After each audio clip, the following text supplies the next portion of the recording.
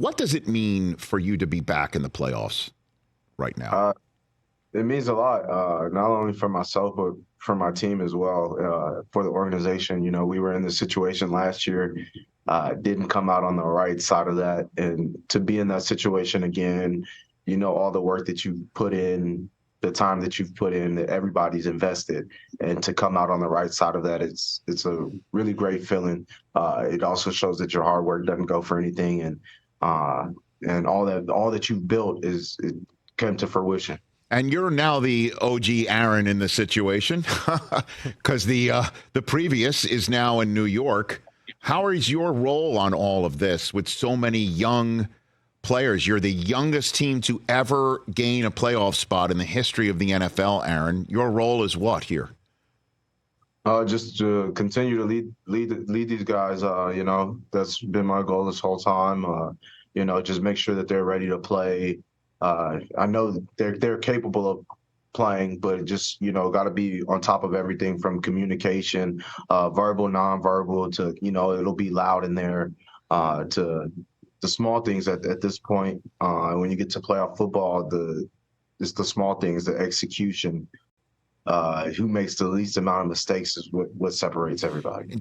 Please, let's talk about your quarterback a little bit here because he has had a remarkable season. Certainly when, well, as one might think, in their first foray as being a starting quarterback in the NFL, some ups and downs.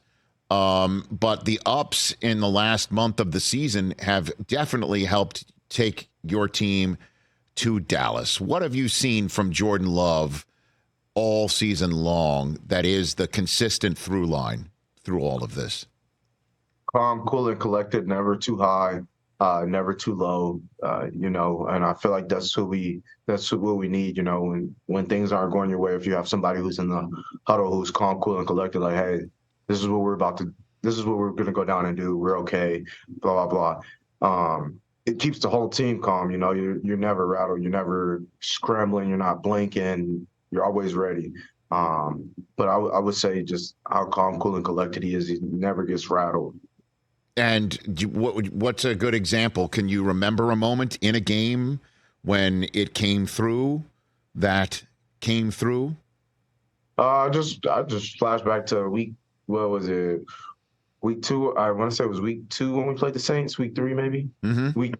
Yeah, week 3. You started against the Bears, and then, if I'm not mistaken, you took on the Falcons, and then the Saints at home. Right? Was that your home opener?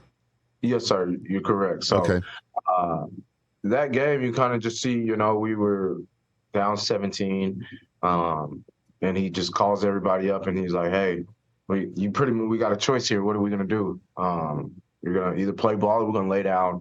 But it was all calm, cool, and collected. He wasn't, you know, getting on anybody's behind or anything like that. He was pushing us, and it really turned us around. And you've seen us come back, and he put on a show, and I think you start seeing his confidence then, and he showed that he was a gamer. Well, then the adversity. Let me ask you about how you saw him overcome that adversity, because the next week, just a few days later, was that Thursday night against the Lions where they kind of had their way in Lambeau, and then came Thanksgiving where it was a complete flipping of the script, and that was when things began to truly take hold, I think, on your team, Aaron, where you could see a change. You could see Rashawn Gary going off. You could see the defensive line doing its thing. You could see Jordan in the offense with the young receivers doing their thing. What happened with Jordan after that Thursday night tail kicking that didn't drag you guys down?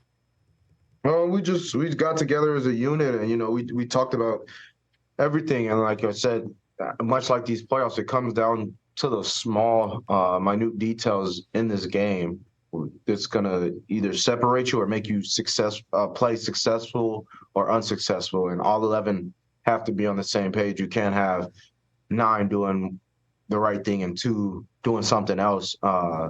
You know, things will never work, or it's not going to work the way it's supposed to. It may still work, but not the way it's supposed to.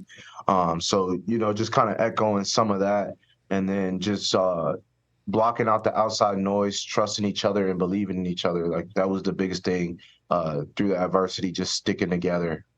And then interesting, you use the word, the number 11. I assume that's been circled in your meeting rooms all week long. Number 11. Oh, that's for sure. Catch the Rich Eisen Show every single day on the Roku channel, 12 to 3 Eastern, for free.